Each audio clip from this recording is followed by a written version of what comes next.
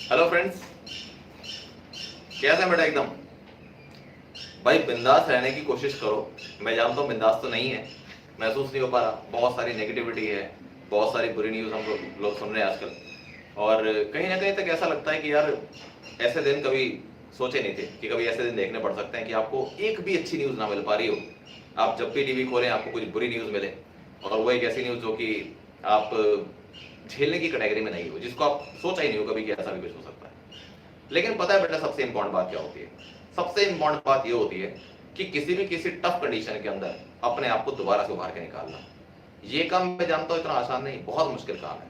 लेकिन जो इस बात को सीख जाता है ना बेटा, वो लाइफ में हमेशा सक्सेसफुल रहता है। अब मैं आपको एक छोटा सा एग्जांपल बताता हूं कि मैंने अपनी लाइफ में क्या देखा है। मैंने ये देखा है कि एक बार क्या हुआ कि हम लोग क्रिकेट के लिए पिच बना रहे थे। जब मैं छोटा था, मैं तब की बात बता रहा हूँ, क्रिकेट के लिए एक पिच बना रहे थे। और पिच बनाते हुए हमने ये डिसाइड किया कि एक काम करते हैं, पिच वैसी तो नहीं बना पाएंगे हम, इसको थोड़ा सीमेंटेड कर देते हैं। ठीक है, तो बेसिकली क्या था, ग्राउंड जो था वो बिल्कुल खाली था, और उसमें क्या था, ग्राउंड में बस घास उग रही थी और बाकी कुछ था नहीं। तो हमने एक पिच का पोर्शन लिया, क्रिकेट के पिच का, और उसके ऊपर क्या किया, उसके ऊपर सीमेंटेड उसको बनाने की कोशिश करी। ठीक है, तो चलो जिसके ऊपर क्या हुआ, छोटी छोटी सी ईंट के टुकड़े जो होते हैं, जिसको रोड़ी बोलते हैं, उसको लगाया, और अल्टीमेटली उसको लेवल करके हमने उसके ऊपर एक सीमेंटेड पिच बनाने की कोशिश करी। हुआ क्या बेटा, जब पिच सूख गई तो कुछ महीनों बाद क्या हुआ, जहां जहां से क्रैक्स आ रहे थे ना पिच में, वहां से बीच में से घास निकलनी चालू हो गई। अब आप सोचो कि सीमेंटेड पिच में जहां क्रैक्स थे वहां से घास निकलनी चालू हो गई। अब वो जो घास निकल रही थी, आप सोच के देखो कि उस घास का स्ट्रगल क्या रहा होगा। उसने एक एक्स्ट्रॉर्डिनरी कंडीशन को निकाला है, एक्स्ट्रॉर्डिनरी कंडीशन से बाहर निकली है। वो सीमेंट के अंदर जहां गया था वहां से भी ढूंढ के बाहर निकल गई। तो क्या पता लगा, इतनी नेगेटिविटी के बावजूद भी घास ने अपनी जगह ढूंढ ली और उसने दोबारा स्ट्रगल करके अपने आप को ऊपर उठा लिया। ये काम तो बहुत, मैं देखो, मैं ये नहीं कह रहा कि मैं कोई मोरल लेक्चर देना चाहता हूं। ये तो मुझे बाई चांस अभी कुछ ऐसा याद आ गया, क्योंकि ऐसा नहीं है कि मैं नेगेटिव नहीं हो पाता हूं। हाँ, नेगेटिविटी सबके अंदर होती है।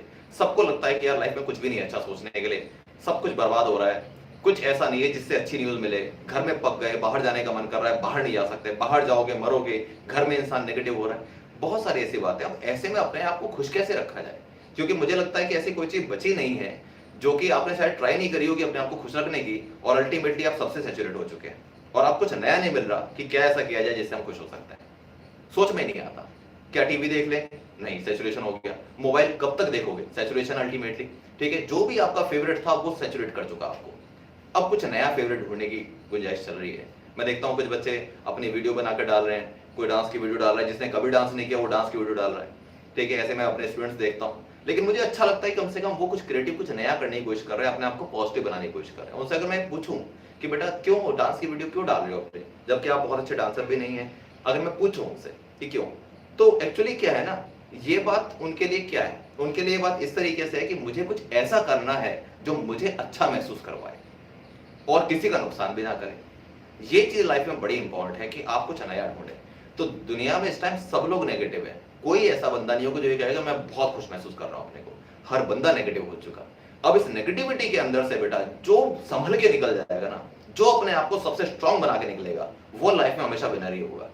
तो मैं तो इस मुद्दे पे चल चुका हूं। मैंने सोच लिया कि यार दुनिया की कितनी भी नेगेटिविटी आए, मुझे सोचना है कि मैं पॉजिटिव कैसे बन सकता हूं। और इसीलिए हर एडवर्स कंडीशन को, कभी कभी मन करता है कि यार क्यों पढ़ा रहे हैं, छोड़, बहुत थक गए यार, इतने सालों से पढ़ा रहे हैं, क्यों पढ़ाएं और। लेकिन पता है क्या होता है, अपने अंदर तो लगता है कि यार मैं पढ़ा के बोर हो गया। लेकिन जब मैं सोचता हूं बच्चों की, यार ये बच्चे जो मुझे लगातार मोटिवेट करते हैं, ये मेरे लिए सोर्स ऑफ इंस्पिरेशन है, मुझे इनके लिए काम करना है, तो जाके बेटा वो पॉजिटिव एनर्जी मिलकर आती है जो उस नेगेटिविटी से मुझे बाहर निकालती है। कुछ ना कुछ तो इंसान को सोचना होता है, और आप मेरे लिए सोर्स ऑफ इंस्पिरेशन है। और मैं कह रहा हूं कि मेरी लाइफ में अगर एक पॉजिटिव चीज है वो है आप, जिसकी वजह से मैं अपने आप को स्ट्रगल करके नेगेटिविटी से ऊपर निकाल के लेके आ रहा हूं। ठीक है, तो मैं चाहता हूं कि बेटा हम सब नेगेटिव चल रहे हैं, लेकिन कहीं ना कहीं से आपको कुछ चीजें ढूंढनी है और हमें अपने आप को बूस्ट करना है लगातार। अरे कोई बात नहीं यार, कितने भी बुरे दिन हो, अच्छे दिन जरूर आएंगे। और ये मैं कोई वैसे डायलॉग मारने की कोशिश नहीं कर रहा हूं, मैं बता रहा हूं कि सीरियसली लाइफ में दुख और सुख का प्रोपोर्शन ऑलमोस्ट एक जैसा होता है। अगर दुख आए तो सुख भी पक्का आएंगे, और जो सुख आएंगे अब वो असली सुख होंगे, क्योंकि वो बहुत क्रिटिकल कंडीशन के बाद आए होंगे। तो कोई बात नहीं, हम लोग अच्छा जिएंगे और बहुत अच्छी तरीके से अपने आप को खुश रखेंगे।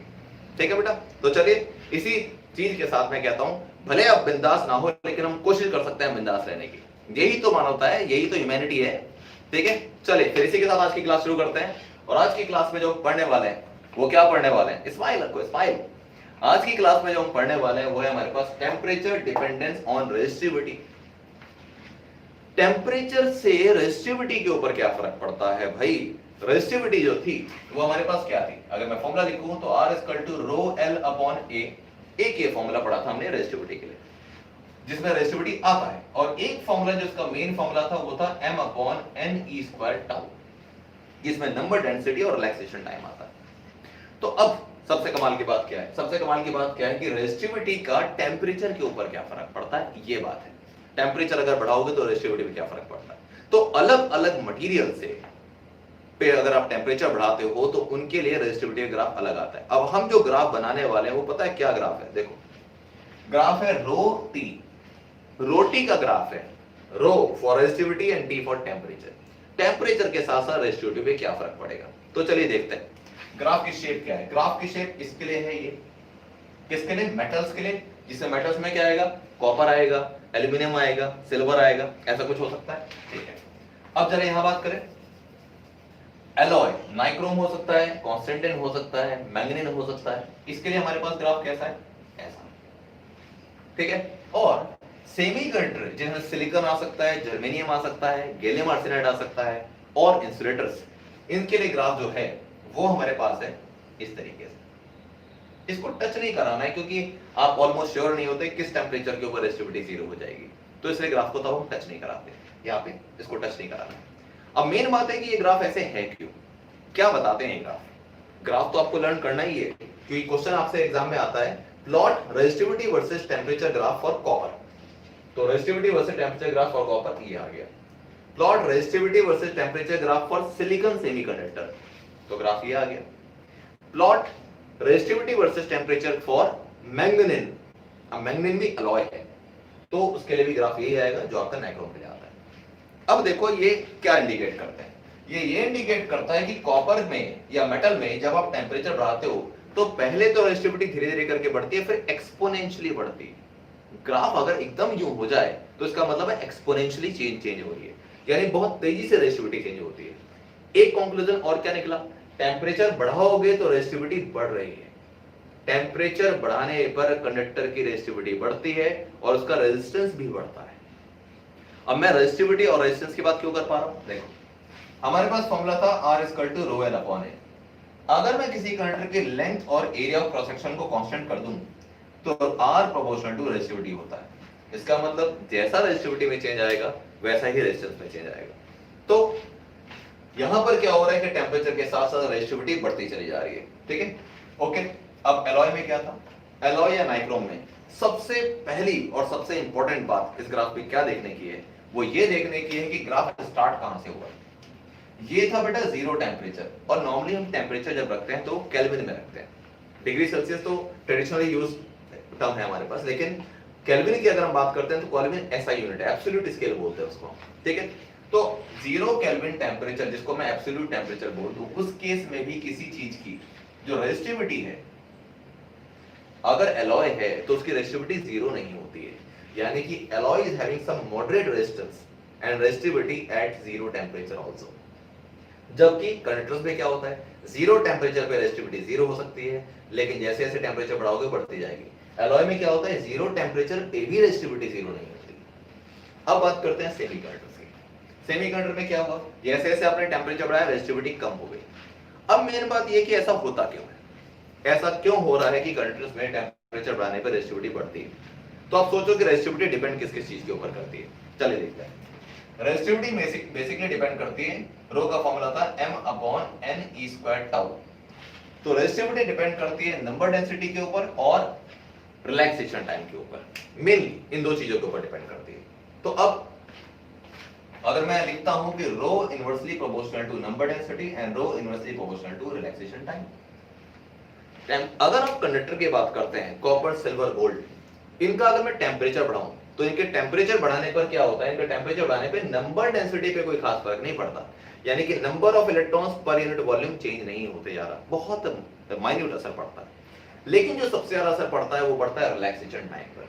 अब ये रिलैक्सेशन टाइम क्या था, आपने टेम्परेचर बढ़ाया, रिलैक्सेशन टाइम था कि एक इलेक्ट्रॉन दूसरे से टकराता है, दूसरे से तीसरे से टकराता है, इनके बीच का जो मीन टाइम, कोलिजन के बीच में लगने वाला जो मीन टाइम होता है, जो एवरेज टाइम होता है, उसको हम बोलते हैं रिलैक्सेशन टाइम। यानी that means the average time taken between successive collisions in the presence of battery और एक्सटर्नल इलेक्ट्रिक फील्ड, ये रिलैक्सेशन टाइम होता है।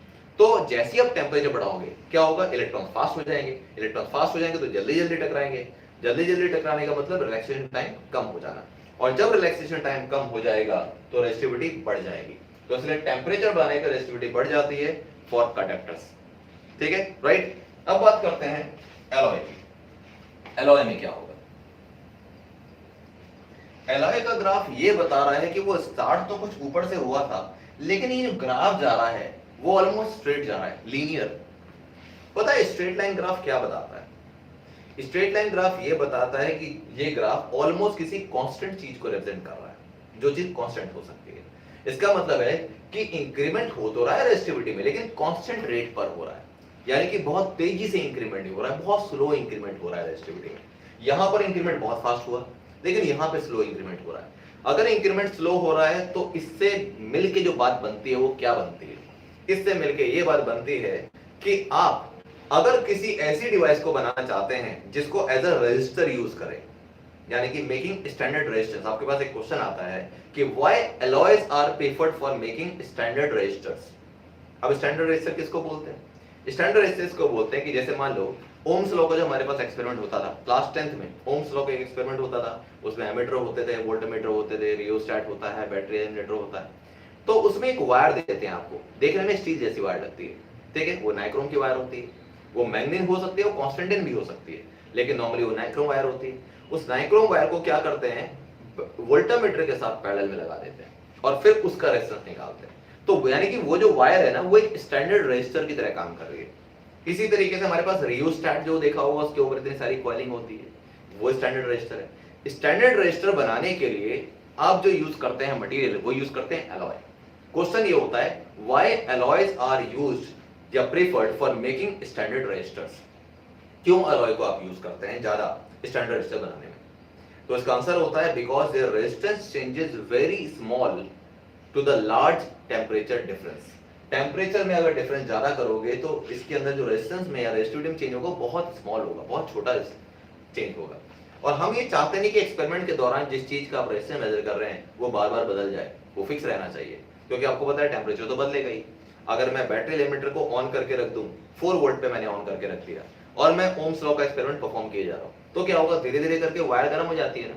कुछ बच्चे देखते हैं, उसको छूते हैं, गर्म लगता है, एकदम जल जाता है हाथ, या फिर रेड हॉट हो जाता है वो। तो इसका मतलब क्या है, वो जो वायर थी उसका टेम्परेचर लगातार बढ़ता जाएगा। टेम्परेचर तो बढ़ेगा, उसे आप नहीं रोक सकते, लेकिन टेम्परेचर बढ़ने पर अगर रेजिस्टेंस ना बदले, चेंज ना हो, तो इसका मतलब ये होता है कि वो आपके लिए एक परफेक्ट रेजिस्टर का काम कर रहा है, कि रेजिस्टेंस ना बदले। जबकि जो हमारे पास मेटल्स होते हैं उनका रेजिस्टेंस टेम्परेचर के साथ बहुत तेजी से बढ़ता है। तो आप जब भी रेजिस्टेंस कैलकुलेट करने की कोशिश करेंगे, हमेशा वैल्यू अलग अलग आएगी। अलग अलग आएगी तो इसका मतलब ओम्स लॉ वेरीफाई नहीं हो रहा। तो इसका मतलब ये होता है कि ऐसा मटेरियल लो जो ओम्स लॉ का वेरिफिकेशन दिखाए, यानी कि रेजिस्टेंस कांस्टेंट रहेगा ऑलमोस्ट। ठीक है, तो टेम्परेचर के साथ साथ रेजिस्टिविटी में बहुत स्मॉल फ्रैक्शन में चेंज होता है एलॉय के अंदर, वो इस ग्राफ से रिप्रेजेंट होता है। तीसरी, अब बात करते हैं सेमीकंडक्टर की, कि सेमीकंडक्टर में क्या हो रहा है। सेमीकंडक्टर में क्या है, देखो फॉर्मूला तो हमारे पास ये था, rho proportional to 1/n and rho proportional to 1/τ। Semiconductors में चेंज ये होता है कि जब आप टेम्परेचर बढ़ाते हैं तो सेमीकंडक्टर में नंबर डेंसिटी बढ़ जाती है। अब क्या मतलब हुआ इसका, नंबर डेंसिटी बढ़ने का मतलब है कि अगर मैं टेम्परेचर बढ़ाता हूं तो उसके अंदर जो इलेक्ट्रॉन्स थे वो काफी दूर दूर हो जाएंगे, या उल्टा सोचिए, डेंसिटी बढ़ने का मतलब क्या होता है, दूर दूर हो जाना है, पास पास आ जाना। सोचिए, चलिए मैं आपको एक चीज बताता हूं। सेमीकंडक्टर्स में दो चीजें ऐसी होती हैं जो चार्ज कैरियर्स होते हैं, एक होते हैं इलेक्ट्रॉन्स और एक होते हैं होल्स। ठीक है, होल्स क्या बोलते हैं, इलेक्ट्रॉन जहां से निकलते हैं वहां अपनी एक वैकेंसी छोड़ जाते हैं, खाली जगह छोड़ जाते हैं, उसको होल्स बोलते हैं। वो होते हैं पॉजिटिव चार्ज कैरियर और इलेक्ट्रॉन होते हैं नेगेटिव चार्ज कैरियर। तो इन दोनों की वजह से कंडक्शन होता है सेमीकंडक्टर्स की वजह से। तो जब आप टेम्परेचर बढ़ाते हैं तो इलेक्ट्रॉन जब अपनी जगह छोड़ते हैं तो वहां होल क्रिएट करते हैं। अब सोचो, इलेक्ट्रॉन ने भी कुछ जगह घेरी, होल्स भी क्रिएट हुए, तो ओवरऑल जो नंबर डेंसिटी थी, यानी उतने ही रीजन में जहां पे इलेक्ट्रॉन्स थे, अब उतने ही रीजन में इलेक्ट्रॉन और होल दोनों आ चुके हैं। तो इलेक्ट्रॉन भी बढ़े, मतलब उसके अंदर बात सोच के देखो कि एक छोटा सा मेरे पास एरिया था, उसमें 50 इलेक्ट्रॉन्स थे, मैक्सिमम 50 हो सकते थे। अब क्या हुआ, जैसे आपने टेम्परेचर बढ़ाया, इलेक्ट्रॉन्स को क्या हुआ, एक्साइटेशन एनर्जी मिल गई, वो अपनी जगह को छोड़ के भागा, और जैसे ही इलेक्ट्रॉन अपनी जगह को छोड़ के भागेगा वहां होल क्रिएट करेगा। तो अब क्या हुआ, इलेक्ट्रॉन्स तो थे ही उतने जितने पहले थे, वो कहीं और नहीं गए, वो उसी रीजन में कहीं इधर उधर खिसक गए, साथ में होल भी क्रिएट हो गए।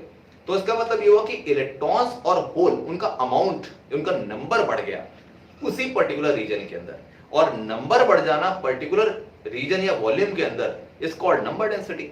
नंबर डेंसिटी का मतलब होता है number per unit volume.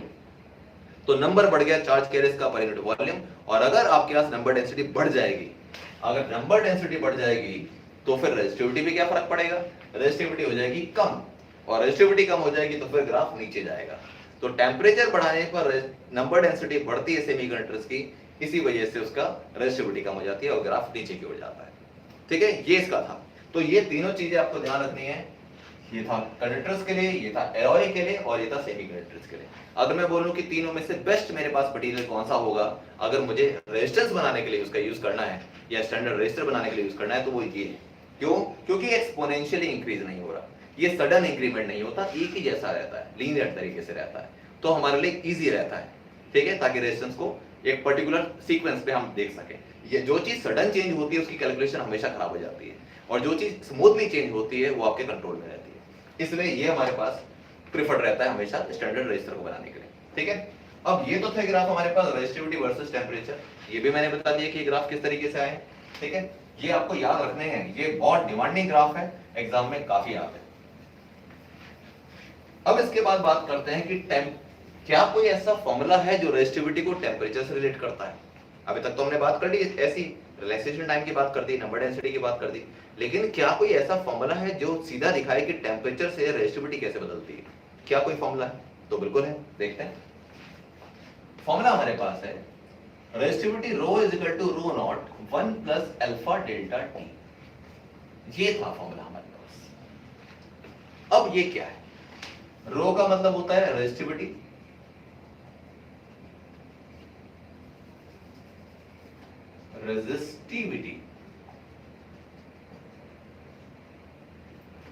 at temperature T, rho naught resistivity at temperature T naught। T naught का मतलब इनिशियल टेम्परेचर और T का मतलब फाइनल टेम्परेचर। ठीक है, अल्फा, अल्फा का मतलब इसको बोलते हैं coefficient of temperature, coefficient of temperature. ये बताएगा कि टेम्परेचर के हिसाब से कितना प्रोपोर्शन से रेजिस्टिविटी बढ़ती है, इसको कोएफिशिएंट ऑफ टेम्परेचर बोलते हैं। तो rho equal to rho naught 1 plus alpha delta T, ये होता है हमारे पास फॉर्मूला। ठीक है, ये आपके पास डायमेंशनली वेरीफाइड फॉर्मूला है। अल्फा का मैंने आपको बता दिया, डेल्टा टी का मतलब था चेंज इन टेम्परेचर, इसका मतलब डेल्टा टी जो है उसका मतलब है चेंज इन टेम्परेचर, और वो चेंज इन टेम्परेचर जो है वो बनेगा T माइनस टी नॉट। इसका मतलब ये फाइनल टेम्परेचर जितना था T और जो इनिशियल टेम्परेचर जितना था T नॉट, दोनों को माइनस आप करिए। अब देखो, तो रो मैंने बता दिया, रो नॉट बता दिया, अल्फा डेल्टा टी, अल्फा बता दिया क्या था। अब रेजिस्टिविटी की फॉर्म में जब इस फॉर्मूले को हम लिखते हैं तो रेजिस्टेंस की फॉर्म में भी इसको ऐसे लिखा जा सकता है। अगर मैं लेंथ और एरिया ऑफ क्रॉस सेक्शन को, यानी कि R equal to rho L upon A होता है, तो अगर मैं length of and area of cross section of conductor को सेम रखूं, ना तो लेंथ बढ़ने दूं टेम्परेचर के साथ, ना एरिया ऑफ क्रॉस सेक्शन में कोई चेंज करूं, तो रेजिस्टिविटी के प्रोपोर्शन में ही रेजिस्टेंस बदलता है। रेजिस्टिविटी बढ़ेगी तो रेजिस्टेंस बढ़ेगा, रेजिस्टिविटी कम होगी तो रेजिस्टेंस भी कम हो जाएगा। तो उसके बेस पर ये फॉर्मूला जो मैंने ये लिखा है रेजिस्टिविटी का इन द फॉर्म ऑफ रेजिस्टेंस, क्योंकि ये आपके न्यूमेरिकल में काम आएगा जो मैं अब लिख रहा हूं, in the form of resistance R is equal to R naught, same, बस रेजिस्टिविटी की जगह रेजिस्टेंस लिखोगा 1 प्लस अल्फा डेल्टा टी, जहां पे R का मतलब होगा resistance at temperature T, R naught का मतलब होगा रेजिस्टेंस एट टेम्परेचर 0 या इनिशियल रेजिस्टेंस। ठीक है, और अल्फा आपको पता है कोएफिशिएंट ऑफ टेम्परेचर, और डेल्टा टी था चेंज इन टेम्परेचर, बिल्कुल सेम चीज है। अब इस फॉर्मूले के बेस पर हम कैसे बता सकते हैं कि टेम्परेचर के साथ कंडक्टर्स में क्या होगा, एलॉयज में क्या होगा और सेमीकंडक्टर में क्या होगा, इस फॉर्मूले के बेस पर, तो वो मैं आपको बताता हूं। बहुत ही बढ़िया कंसेप्ट है, बहुत ढंग से इसको सुनिएगा कि किस चीज के लिए क्या क्या होता है। देखो, फॉर मेटल्स अल्फा की वैल्यू क्या होती है? अल्फा की वैल्यू होती है पॉजिटिव। मेटल्स के लिए अल्फा की वैल्यू पॉजिटिव होती है, ठीक है। फॉर अलॉयज अल्फा होता है पॉजिटिव लेकिन स्मॉल पॉजिटिव वैल्यू होती है। एंड फॉर सेमीकंडक्टर्स और इंसुलेटर, दोनों में से कोई भी एक चीज, इसके लिए अल्फा की वैल्यू होती है नेगेटिव। अल्फा की वैल्यू नेगेटिव होती है। अब मैं आपको बताता हूं इन चीजों के हिसाब से, ये मैथमेटिकली कैलकुलेटेड है, इन चीजों के हिसाब से कैसे पता लगता है कि टेम्परेचर बढ़ाने पे किसका रेजिस्टेंस बढ़ेगा और किसका कम हो जाएगा। देखो, अब सुनिए, अगर मैं बात करता हूं फॉर मेटल्स की अगर बात करता हूं तो मेरे पास फॉर्मूला था R equal to R naught 1 plus alpha delta t. अगर मैं, अच्छा डेल्टा टी का मतलब होता है इंक्रीमेंट इन टेम्परेचर, पहले कितना टेम्परेचर था, बाद में कितना था, बाद वाला टेम्परेचर ज्यादा होगा, तो आप T माइनस टी नॉट जब निकालेंगे, जिसको हम डेल्टा टी बोलते हैं, तो उसका आंसर पॉजिटिव आएगा। क्यों पॉजिटिव आएगा? इनिशियल टेम्परेचर कम था, आपने टेम्परेचर बढ़ाया तो फाइनल टेम्परेचर ज्यादा हो जाएगा। जैसे मान लो इनिशियल टेम्परेचर था 0, आपने टेम्परेचर बढ़ाया, वो हो गया 20, तो डिफरेंस कितना आ गया? 20 माइनस 0 इक्वल टू प्लस 20। तो जब मैं T माइनस टी नॉट करूंगा तो आंसर पॉजिटिव आएगा। तो T माइनस टी नॉट से जब आंसर पॉजिटिव आता है तो ये तो आ गया पॉजिटिव। अल्फा की वैल्यू मैंने मेटल्स के लिए क्या बताई? पॉजिटिव, मेटल कंडक्टर बोलते हैं इसको, पॉजिटिव। ये भी पॉजिटिव है, ये भी पॉजिटिव है। तो अगर इन दोनों को सॉल्व करके मेरे पास 0.01 भी आ गया, सोचिए, अगर मान लीजिए कि मेरे पास इन दोनों को सॉल्व करके 0.01 इतनी छोटी वैल्यू भी आ गई, तो क्या आएगा? यहां तो प्लस ही आएगा क्योंकि दोनों पॉजिटिव थे, तो मेरे पास आएगा R नॉट 1.01। अब इन दोनों को देख के मुझे बताइए कि R नॉट बड़ा आएगा या R बड़ा आएगा, या R जो है वो R नॉट से बड़ा आएगा या छोटा आएगा? कोई भी वैल्यू मान के देख लेते हैं। अगर मैं R नॉट की जगह 100 मान लू ना, अभी चेक करके देख लेते हैं, R नॉट की जगह अगर मैं 100 मान लू तो मेरे पास आंसर आएगा 100 इंटू 1.01 यानी कि 101। तो R की वैल्यू R नॉट से बड़ी आ गई। अब बताओ इसका मीनिंग क्या निकला? इसका मीनिंग ये निकला कि जब अल्फा की वैल्यू पॉजिटिव होती है तो R की वैल्यू R नॉट से बड़ी आती है। मतलब जब टेम्परेचर बढ़ेगा तो रेजिस्टेंस बढ़ेगा क्योंकि इसका अल्फा पॉजिटिव है। ये धीरे धीरे करके बात समझ में आएगी। अभी मैंने बताया कि डेल्टा टी तो पॉजिटिव हमेशा ही आना है क्योंकि आपको टेम्परेचर बढ़ाना है। अल्फा की वैल्यू पॉजिटिव थी मेटल्स के लिए, तो पॉजिटिव इंटू पॉजिटिव पॉजिटिव ही आएगा। तो इसका मतलब है जब सॉल्व करके मेरे पास जो वैल्यू निकल के आती है वो पहले से ज्यादा आती है, यानी कि रेजिस्टेंस पहले 100 था तो अब वो 100 से ज्यादा आ रहा है। तो मीनिंग क्या निकला कि अल्फा की वैल्यू अगर पॉजिटिव थी तो टेम्परेचर बढ़ने के बाद क्या होता है? रेजिस्टेंस बढ़ता है। इसलिए मेटल्स के लिए ग्राफ क्या था? ऊपर जा रहा था ऐसे, जैसे जैसे टेम्परेचर बढ़ रहा था वैसे वैसे रेजिस्टेंस बढ़ रहा था। जैसे रेजिस्टिविटी का ग्राफ देखा, रेजिस्टेंस का ग्राफ भी वैसे बनता है, ऊपर की ओर जा रहा है, ठीक है। अब ये था मेरे पास मेटल्स के लिए, मैंने प्रूव कर दिया कि इससे सॉल्व करके क्या है, तो मैंने मैथमेटिकल दिखाया आपको। इससे ये पता लगता है कि R की value greater than R naught आएगा, यानी कि डेल्टा T को जब आप इंक्रीज करोगे या टेम्परेचर जब इंक्रीज करोगे तो रेजिस्टेंस इंक्रीज होगा। यही बात हमने ग्राफ में सीखी थी। अब बात करते हैं कि फॉर एलॉयज क्या आएगा। एलॉयज के लिए भी आप सोचिए सेम फॉर्मूले से क्या आएगा। डेल्टा टी का मतलब पॉजिटिव ही आएगा, वो इंक्रीमेंट इन टेम्परेचर। अल्फा कितना था? पॉजिटिव था लेकिन स्मॉल। तो इसका मतलब क्या हुआ? अगर अल्फा बहुत ही छोटा होता है एलॉय के लिए तो R की वैल्यू जो आएगी वो almost equal to R naught आएगी। Almost equal to R naught. Almost equal to R naught का मतलब ये होता है कि टेम्परेचर से रेजिस्टेंस बढ़ेगा तो, लेकिन बहुत ही कम बढ़ेगा। ये पक्की बात है कि R की वैल्यू R नॉट से थोड़ी बड़ी तो आएगी लेकिन वो बहुत बड़ी नहीं आएगी, धीरे धीरे करके चेंज होगी, वो ऐसा है, ठीक है।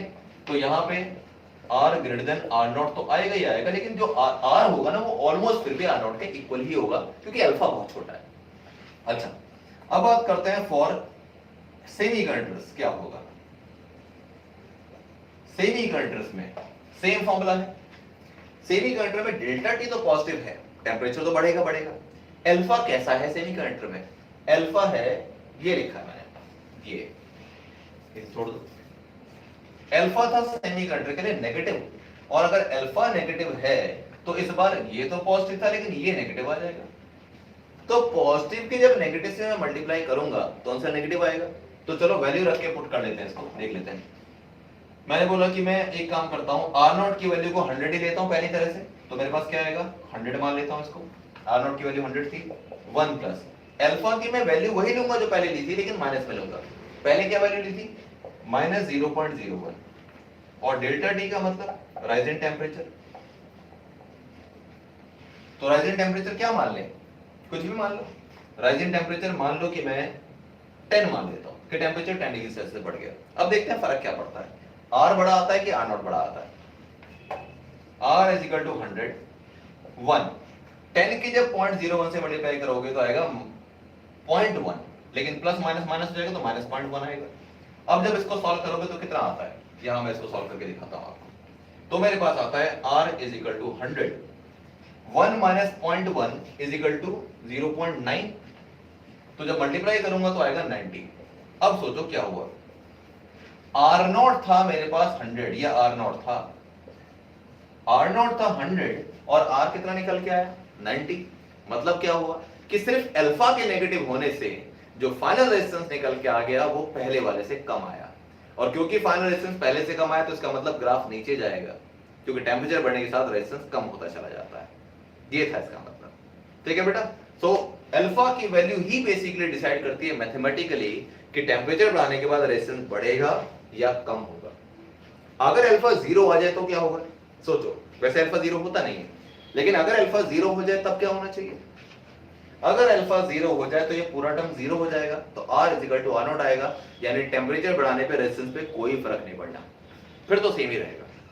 लेकिन क्योंकि अल्फा 0 होता ही नहीं है, इसका मतलब टेम्परेचर बढ़ाने पे रेजिस्टेंस बढ़ेगा भी और कम भी होगा। वो डिपेंड करता है कि अल्फा पॉजिटिव है कि नेगेटिव है, और वो पॉजिटिव नेगेटिव किसके लिए क्या होता है वो मैंने यहां लिख दिया है, इसको आप याद रखिएगा। तो अब सुनिए, एक क्वेश्चन मैंने आपसे पूछा था कि why metals are used for making standard resistors. Standard resistor use करने के लिए, मेटल नहीं sorry alloy, why alloys are used for making standard resistors, या एलॉयज की जगह नाइक्रोम भी बोल सकते हैं, why nichrome are used for making standard resistors, ये क्वेश्चन था। अब मैं आपको बताता हूं कि अल्फा के कॉन्टेक्स्ट में उसका आंसर क्या होता है, और यही बेस्ट आंसर कहा जाता है। आंसर ये होता है because alloys are having very small value of temperature coefficient. Why? अब लिखते हैं because alpha is having very small value of temperature coefficient. Hence, on increment of temperature, resistance almost remains same. Almost same तो नहीं रहेगा, almost remains same. That means or not changes to the large value. बस ये इसका answer होता है। तो alpha की वैल्यू स्मॉल पॉजिटिव होती है, इसकी वजह से रेजिस्टेंस में कोई बड़ा चेंज नहीं आता, इसी वजह से आप एलॉय को यूज करते हैं फॉर मेकिंग स्टैंडर्ड रेजिस्टर्स। ये इस क्वेश्चन का आंसर था, और एक बड़ा इंपॉर्टेंट क्वेश्चन है, एग्जाम में काफी आता है, तो ध्यान रखिएगा इसका, ठीक है। तो अल्फा के कॉन्टेक्स्ट में इसका आंसर देना हमेशा बढ़िया होता है, वो मैथमेटिकल बेस पे आता है। अब मैं बात करता हूं कि न्यूमेरिकल कैसे बनेंगे। एक न्यूमेरिकल मैं आपको कराता हूं, एनसीईआरटी का न्यूमेरिकल लेते हैं ताकि आपको आइडिया लग जाए कि इसके ऊपर क्वेश्चन कैसे किए जाते हैं। तो ढंग से देखिएगा कि क्वेश्चन कैसे करेंगे इसके ऊपर। जो आपका एक क्वेश्चन है एनसीईआरटी का, this is question number 3.5, question number 3.5 from NCERT, fifth question of exercise. क्या लिखा है मैं पढ़ के सुना रहा हूं, और जो इंफॉर्मेशन मुझे मिलती जाएगी मैं साथ साथ लिखता जाऊंगा। एट रूम टेम्परेचर, और ब्रैकेट में लिखा है 27 degree Celsius, at room temperature within bracket 27 degree Celsius the resistance of a heating element is 100 ohm. Resistance of heating element is 100 ohm, यानी कि जो इनिशियल था 100 ओम था, कब पे 27 डिग्री सेल्सियस जब टेम्परेचर था, तो मैं R27 लिखता हूं। R27 का मतलब रेजिस्टेंस एट 27 डिग्री सेल्सियस, वो था 100 ओम, ठीक है। अच्छा, what is the temperature of the element if the resistance is found to be 117 ohm. 117 ohm का जब रेजिस्टेंस हो जाएगा तो उस टाइम पर, यानी कि रेजिस्टेंस जब 117 हो जाएगा तो उस टाइम पर टेम्परेचर कितना रहा होगा, यानी 27 डिग्री सेल्सियस पे टेम्परेचर अगर 100 था तो 117 ओम का रेजिस्टेंस कितने टेम्परेचर के ऊपर होगा। ये पूछा है, ठीक है। और क्वेश्चन में दे रखा है given that temperature coefficient of register material is 1.70 into 10 to the power minus 4 per degree Celsius। Temperature coefficient of register तो क्या दे रखा है आपको, दे रखा है अल्फा, ये दे रखा है। और आपसे ये पूछा है कि बताओ कि कौन से टेम्परेचर के ऊपर रेजिस्टेंस 117 हो जाएगा। अब मेन बात क्या है, क्वेश्चन तो बहुत ही इजी है, बिल्कुल लॉलीपॉप। समझना ये है कि किस चीज का मीनिंग क्या निकालना है, फॉर्मूले में कौन सी चीज क्या दे रखी थी। आपके पास फॉर्मूला जो लिखा जाता है वो ऐसे लिखा जाता है R = R0 1 plus alpha delta T. अब मैं आपको बता दूं कि इस फॉर्मूले को इस केस में कैसे लिखेंगे। यहां मैं लिखूंगा RT resistance at temperature T, capital T भी लिख सकते हो, कोई दिक्कत नहीं। R0 का मतलब था इनिशियल रेजिस्टेंस। 0 तब लिखते हैं जब 0 डिग्री सेल्सियस का रेजिस्टेंस होता है, लेकिन अगर मेरे पास रेजिस्टेंस 27 डिग्री सेल्सियस का इनिशियल था तो मैं यहाँ पे R0 की जगह R27 लिख लूंगा। यानी कि क्या बोला मैंने, आपको यहाँ पे वो रेजिस्टेंस लिखना होता है जो इनिशियल होता है। R0 का मतलब होता है रेजिस्टेंस एट 0 डिग्री सेल्सियस, लेकिन क्वेश्चन में 0 डिग्री सेल्सियस इनिशियल दे ही नहीं रखा, 27 दे रखा है, तो मैं R0 की जगह R27 लिख लूंगा यहाँ। अब आगे देखो 1 प्लस अल्फा, अभी तो मैं अल्फा लिखता हूं, बाद में एक साथ वैल्यू पुट करेंगे। डेल्टा टी का मतलब था टेम्परेचर में चेंज। अब देखो टेम्परेचर में चेंज क्या था, फाइनल टेम्परेचर जो था उसको मैंने टी माना है तो मैं यहाँ टी लिखूंगा। इनिशियल टेम्परेचर कितना था 27, तो यहाँ 27 रखेंगे, टी माइनस 27। अब एक बात मैं आपको बता दूं जो न्यूमेरिकल में आपको कहीं कहीं परेशान कभी कभी कर सकती है, हालांकि बहुत बड़ी बात नहीं है, छोटी सी बात है, लेकिन सीखना जरूरी है। वो ये है कि टेम्परेचर को डिग्री सेल्सियस में रखना है या केल्विन में। ऐसा यूनिट तो टेम्परेचर की केल्विन होती है, लेकिन हम उसको डिग्री सेल्सियस में रख रहे हैं। अब वो किस बात के ऊपर डिपेंड करता है कि मैं कब डिग्री सेल्सियस में रखूं, कब केल्विन में रखूं। अल्फा की जो वैल्यू दे रखी है ना वो पर डिग्री सेल्सियस में दे रखी है। अगर पर डिग्री सेल्सियस में दे रखा है तो मुझे टेम्परेचर को डिग्री सेल्सियस में ही रखना है, और अगर पर केल्विन लिखा है डिग्री या लिखा है K की पावर -1 पर केल्विन लिखा है तो मैं केल्विन में रखूंगा। लेकिन फिर भी मैं आपको एक चीज बताता हूं, आप चाहे इसको डिग्री सेल्सियस में रखें चाहे केल्विन में रखें, आंसर वही आएगा। क्यों आएगा, क्योंकि इसको +273 करोगे, इसको भी +273 करोगे, वो 273 से 273 कैंसिल हो जाएगा। यानी दो टेम्परेचर जो डिग्री सेल्सियस के हो, मान लो 10 डिग्री सेल्सियस में से 0 डिग्री सेल्सियस को आपको माइनस करना है, तो आंसर कितना आता है 10 ही आएगा। अगर मैं 10 डिग्री सेल्सियस को केल्विन में चेंज करता हूं तो 10 + 273 हो गया 283। 283 में से जब मैं 0 डिग्री सेल्सियस का मतलब 273 केल्विन, तो 283 केल्विन में से जब मैं 273 केल्विन को माइनस करूंगा तो भी मेरा आंसर 10 ही आएगा। तो इसका मतलब क्या निकल गया कि आप जब डिफरेंस कर रहे होते हैं टेम्परेचर का, तो चाहे आप डिग्री सेल्सियस में रखिए चाहे आप केल्विन में रखिए, आपका सेम आंसर आएगा। ठीक है, लेकिन ध्यान रखना कि उसको कन्वर्ट करना कब जरूरी होता है, जब यहाँ डिग्री सेल्सियस लिखा है तो कन्वर्ट मत करिए, केल्विन लिखा हुआ है तो कन्वर्ट कर दीजिए, आंसर वही आएगा। ठीक है, तो अब देखो बच्चे, ये मेरे पास थी, अब जरा इंफॉर्मेशन पुट करते हैं।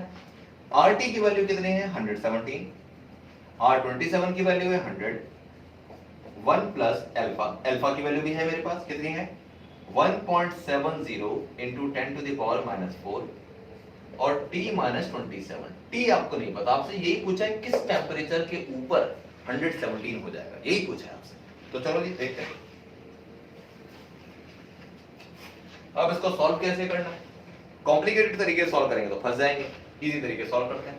तो चलिए जी यहां देखते हैं, इसको अगर मैं सॉल्व करूं, पहले ये मैं लिख लेता हूं। सॉल्व करने का तरीका ये है कि अगर मैं 100 को इसके नीचे ले जाऊं, दो तरीके हैं, या तो मैं पहले इसकी मल्टीप्लाई कर दूं अंदर, तब भी कोई दिक्कत की बात नहीं, या आप 100 को नीचे ले जाइए। अगर मैं 100 को नीचे ले जाता हूं तो आता है 117/100 is equal to 1 plus 1.70 into 10⁻⁴ bracket में T -27। ठीक है, ओके। अब देखो 100 से 117 को आप डिवाइड करते हैं तो 1.17 आ जाएगा। तो चलो जी 1.17 आ गया, इजी।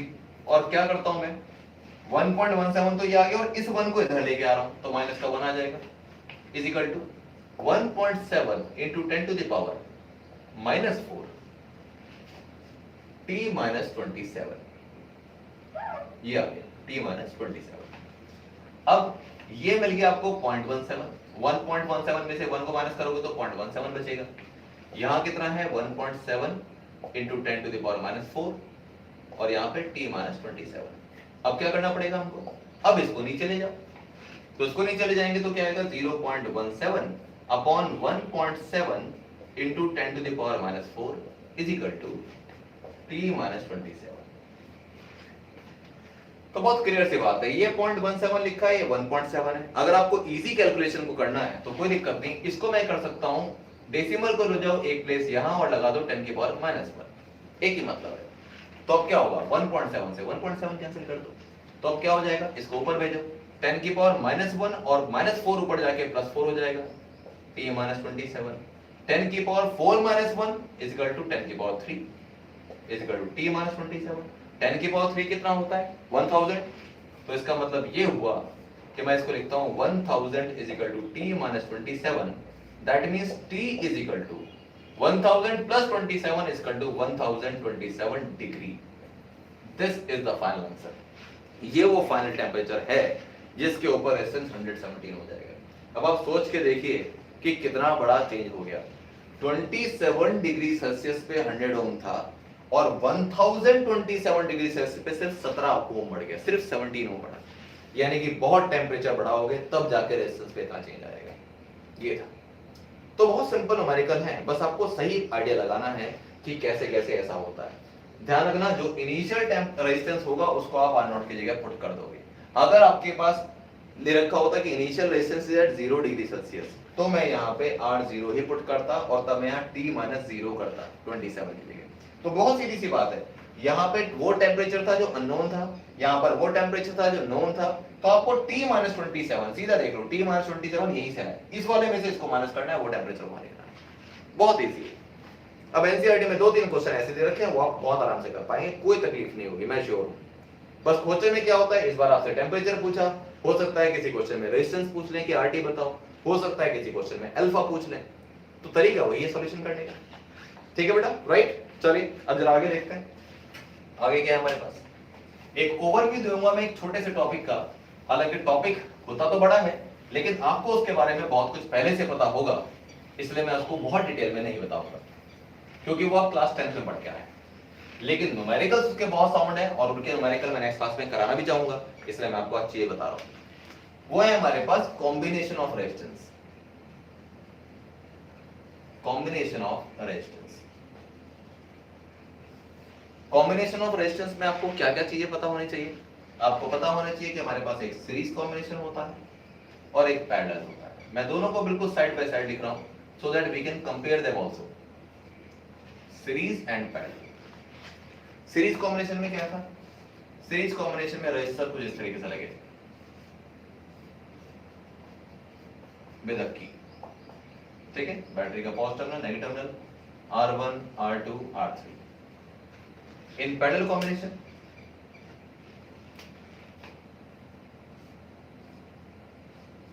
पैरेलल कॉम्बिनेशन में रेजिस्टेंस कुछ ऐसे लगे,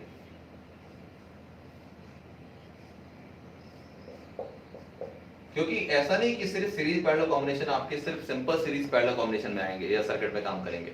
आगे भी ऐसे क्वेश्चन आने वाले हैं जहां पे क्वेश्चन होगा किसी और टॉपिक का, लेकिन सीरीज और पैरेलल का कांसेप्ट वहां भी लगेगा। तो ये तो बहुत जबरदस्त टॉपिक है जो आपको पता ही होना चाहिए, इसलिए मैं इसको पढ़ा रहा हूँ, रिवाइज करा रहा हूँ, ताकि आप सिर्फ क्लास 10 नहीं है, अगर मैंने मान ली कि क्लास 10 में तो सब कुछ पता ही होगा तो दोबारा क्या बताने की जरूरत है। तो बेटा अगर कंसेप्ट वीक पड़ गए तो आप क्लास 12 के क्वेश्चन भी नहीं कर पाएंगे, इसलिए आपको रिवाइज करा रहा हूँ ये। तो देखिए, this is R1 R2 R3। अब क्या टेक्निकल बात है, टेक्निकल बात यह है कि अगर यहां से करंट फ्लो करती है I, तो बेटा वो कहीं डिवाइड नहीं होती है, यानी कि इसमें भी I आएगी, इसमें भी I और इसमें भी I, that means current remains same. और क्यों सेम क्यों रही, क्योंकि उसको कोई रास्ता ही नहीं मिला कहीं और जाने का, उसी रास्ते से जाना है तो सेम रहेगी। ठीक है, ओके। अब बात करते हैं यहाँ पे, इसमें क्या है, अगर मैं करंट यहां से भेजता हूं तो करंट को 3 डिफरेंट वेज मिल गए, उधर से भी जा सकती है, सामने से भी जा सकती है, वहां से भी। अब ये बिल्कुल वैसा हो गया, पता है कितना सिंपल काम है। मान लो कि एक पानी की धारा आ रही है, रिवर से मैंने ट्रिब्यूटरी निकाली, पतली सी एक ऐसे करके निकाल ली, और क्या हुआ कि उस रिवर से जो मैंने पतला सा गड्ढा खोद के जो नाली टाइप की निकाली है, आगे क्या किया, उस नाली के अंदर अगर मैं 3 ब्रांचेस निकाल देता हूं, छोटा सा इधर भी निकाल दे, थोड़ा इधर थोड़ा इधर, तो क्या होगा, पानी तीनों में जाएगा कि नहीं जाएगा, जाएगा ना। इसमें भी जाएगा, उसमें भी जाएगा, उसमें भी जाएगा, यानी डिस्ट्रीब्यूट हो गया। लेकिन अब ये तीनों के तीनों डिस्ट्रीब्यूट जो हो रखे हैं वाटर, इनको अगर मैं इकट्ठा कर दूं तो ये उतना ही बनेगा कि नहीं जितना आ रहा था? बिल्कुल बनेगा। तो इसका मतलब I तो हो गई वो करंट जो आ रही है और डिस्ट्रीब्यूट हो गई I1, I2, I3। अगर I1, I2, I3 को मैं ऐड कर दूं तो मुझे मिलेगा वही जो कि मेरे पास पहले आ रहा था I, यानी I is equal to I1 plus I2 plus I3।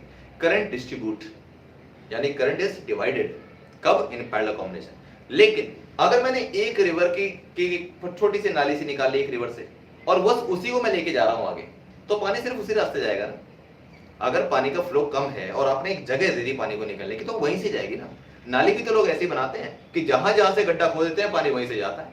ये सीरीज कॉम्बिनेशन है, क्योंकि आपने कहीं भी रास्ते में डिवीजन नहीं दिया, उसका डिवाइड नहीं हुआ कहीं से। लेकिन अगर वो डिवीजन हो गया उसका, तो इसका मतलब है कि पैरेलल कॉम्बिनेशन होगा। सबसे इजी तरीका सीरीज और पैरेलल को समझने का यही है, करंट को भेजो, जहां से करंट डिवाइड हो गई वहीं पैरेलल कॉम्बिनेशन शुरू हो गया, और जब तक करंट डिवाइड नहीं होगी सीरीज चलती रहेगी, सीरीज कॉम्बिनेशन चल रहा है। ठीक है, तो अब देखो यहां पे करंट जो ऊपर गई उसको मैं I1 मान लूं, इस वाली करंट को I2 मान लूं, इस वाली करंट को I3 मान लूं। अब बात करते हैं वोल्टेज की। अगर मैं V वोल्टेज यहां से दे रहा हूं तो वोल्टेज डिवाइड हो जाती है सर्किट के अंदर, इसमें V1 चली जाती है, इसमें V2 और इसमें V3, तीनों में अलग अलग वोल्टेज आती है। लेकिन अगर मैं V1 plus V2 plus V3 कर दूं, तीनों को ऐड कर दूं, तो आंसर V ही आएगा। जैसे अगर मैं 6 वोल्ट यहां से देता हूं तो पॉसिबल है कि यहाँ 3 वोल्ट आ जाए, यहाँ 2 वोल्ट, यहाँ पे 1 वोल्ट, लेकिन 3 plus 2 plus 1 will be again 6। ठीक है, अब यहाँ पर क्या है, यहाँ पर वोल्टेज अगर आप V देते हैं तो उतनी ही वोल्टेज यहाँ भी जाती है, उतनी ही वोल्टेज यहाँ और उतनी वोल्टेज यहाँ। ऐसा क्यों? क्योंकि ये जो आपके पास ब्रांच दिख रही है, ये ब्रांच के भी टर्मिनल बैटरी से डायरेक्ट जुड़े हुए हैं, इस वाले ब्रांच के टर्मिनल भी बैटरी से डायरेक्ट जुड़े हुए हैं, और इस वाले ब्रांच के भी टर्मिनल बैटरी से डायरेक्ट जुड़े हुए हैं। तो जब बैटरी से डायरेक्ट जुड़े हुए हैं तो तीनों को सेम सेम वोल्टेज मिलेगी। यही हमारे घर का कनेक्शन होता है, घर में कितने भी स्विच बोर्ड हो लेकिन सब में 220 वोल्ट आ रही होती है, सब पैरेलल में। ठीक है, तो अब ये हमारे पास ऐसा हो गया। तो अब इसके कंक्लूजन क्या क्या निकलते हैं, यानी क्या क्या नोट करने की बात है। सबसे पहला पॉइंट, जो टोटल रेजिस्टेंस होता है सर्किट का, वो मिलता है R is equal to R1 plus R2 plus R3। इस केस में जो टोटल रेजिस्टेंस सर्किट का होता है that is R is equal to 1 upon R is equal to 1 upon R is equal to 1 upon R1 plus 1 upon R2 plus 1 upon R3। इसके reciprocal के summation के बराबर होता है। ठीक है, सेकंड, इसमें करंट सेम थी, करंट I रिमेन्स सेम, यानी कि I1 is equal to I2 is equal to I3 is equal to I, ये सेम रहती है। इस केस में करंट I डिवाइड हो जाती है। डिवाइड होने का मतलब है कि जो I होती है वो I1 plus I2 plus I3 के बराबर होती है। अब बात करते हैं थर्ड, वोल्टेज में क्या होता है। वोल्टेज V जो होता है वो डिवाइड होता है, यानी कि V जो है वो V1 plus V2 plus V3 के बराबर होता है, और यहां पर वोल्टेज V remains same। इसका मतलब V जो होता है वो V1 is equal to V2 is equal to V3 के बराबर होता है। ये मेन बातें हैं, ये सब कुछ वही है जो आपने क्लास 10th में पढ़ा है, कुछ नया नहीं है, लेकिन सीखना जरूरी है। एक बात जो मैंने आपको बताई सबसे ज्यादा शॉर्टकट है, क्योंकि बच्चे जो होते हैं उनको अक्सर ये प्रॉब्लम होती है, भले वो 10th का बच्चा हो चाहे 12th का, वो मुझसे अक्सर पूछता है कि सर ये समझ नहीं आता कौन सा सर्किट सीरीज में कौन सा पैरेलल में, वरना फॉर्मूले तो हम लगा लेंगे लेकिन सीरीज पैरेलल समझ नहीं आता। तो सबसे इजी तरीका क्या बताया मैंने कि जब तक करंट को कोई डिवीजन नहीं मिलेगा, डिवाइड होने के लिए कोई रास्ता नहीं मिलेगा, तब तक वो सीरीज कॉम्बिनेशन में चल रही है। लेकिन जैसे ही आपको डिस्ट्रीब्यूशन मिल जाए, जिस जगह डिस्ट्रीब्यूशन मिलेगा वहीं से पैरेलल कॉम्बिनेशन चालू हो जाएगा, और जहां डिस्ट्रीब्यूशन खत्म होगा वहां पैरेलल कॉम्बिनेशन खत्म हो जाएगा। तो बहुत सीधी सी बात है कि जब डिवीजन होगा, डिस्ट्रीब्यूशन होगा तो पैरेलल कॉम्बिनेशन है, डिस्ट्रीब्यूशन नहीं होगा, करंट सिंगल वे जाएगी तो सीरीज कॉम्बिनेशन होगा। ठीक है बेटा, तो इस बात को याद रखिएगा। नेक्स्ट क्लास में इसके ऊपर कुछ न्यूमेरिकल्स कराऊंगा आपको, कुछ क्वेश्चन भी दूंगा आपको करने के लिए, उसको आप ढंग से करिएगा। तो आपका आज का काम ये हुआ कि टेम्परेचर डिपेंडेंस ऑफ रेजिस्टेंस के ऊपर जो भी क्वेश्चन है, जो क्वेश्चन अवेलेबल है जिस भी बुक के अंदर, उसे आप खत्म करिए। ठीक है बेटा, जो प्रॉब्लम हो उसे आप भेज सकते हैं मेरे पास, एज अ डाउट रख सकते हैं संडे की क्लास में पूछने के लिए। ठीक है बेटा, तो चलिए फिर अपना ध्यान रखिए बहुत, और बहुत पॉजिटिव रहिए। तो take care and all the best.